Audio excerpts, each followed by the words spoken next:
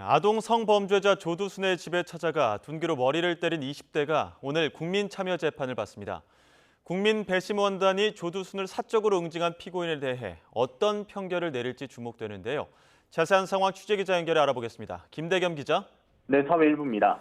과거 조두순의 범행 당시에 전 국민이 분노할 정도로 큰 사회적 이슈였는데 사적 응징이 있었고 피고인이 국민참여재판을 원한 거죠. 네, 이번 재판은 피고인 요청에 따라 국민참여재판으로 진행되고 있는데요.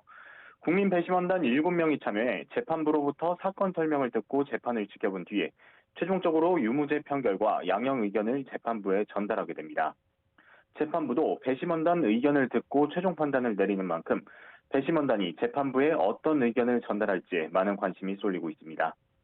이 사건 피고인 21살 김모 씨는 지난해 12월 경찰인 척 속이고 조두순 집에 들어가 실랑이를 하다가 둔기로 머리를 때려 다치게 한 혐의를 받습니다.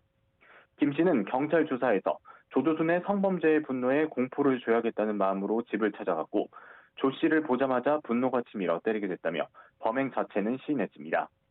하지만 범행 당시 정신과 약을 먹고 있던 데다가 소주를 한 병 마시고 왔기 때문에 정상적 판단을 할 수 없는 상황이었다며 이른바 심신미약을 주장했습니다. 이에 따라 오늘 재판의 법리적 쟁점은 김 씨가 주장하는 심신미약의 인정 여부입니다. 심신미약이 인정되면 형의 감경 사유가 될 수 있는데 이것을 오롯이 재판부의 법리적 판단에만 맡기는 게 아니라 국민적 여론을 반영할 수 있는 배심원단 의견도 함께 고려되기 때문에 배심원단이 어떤 판단을 할지에 많은 관심이 쏠리고 있는 겁니다. 네, 지금 법리적 쟁점과는 별도로 흉악범에 대한 사적 제재 문제에 대해서도 논의가 오가겠죠? 네, 이번 사건의 경우 피고인이 이미 혐의 사실을 모두 인정했기 때문에 국민참여재판 진행에도 논란이 있었습니다. 그런데도 국민참여재판이 진행된 건 피고인 권리 보장과 국민적 여론 수렴이 필요하다는 재판부 판단이 있었기 때문입니다. 즉, 법리적으로만 보면 특수상해는 1년 이상 10년 이하 법정형에 처하도록 하고 있지만 이번 사건은 조두순에 대한 국민적 여론이 워낙 좋지 않다는 특수성을 고려해 배심원단 의견을 듣고 판결을 내린다는 취지입니다. 앞서 조두순은 아동 성폭행 혐의로 12년형을 살고 지난 2020년 12월 출소했는데요. 극악한 범죄에 비해 사법부가 내린 판결은 국민 법감정에 맞지 않은 측면이 크다 보니 조두순 출소 이후에 사적 응징을 하겠다는 이들이 꽤 많았습니다.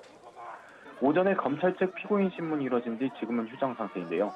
잠시 뒤인 오후 2시 공판이 재개되면 이번 경우처럼 국민의 법감정에 어긋나는 판결 때문에 발생하는 법 체계에 벗어난 사적 제재 시도를 어떻게 바라봐야 할 건지에 대한 논의도 함께 이뤄질 것으로 보입니다.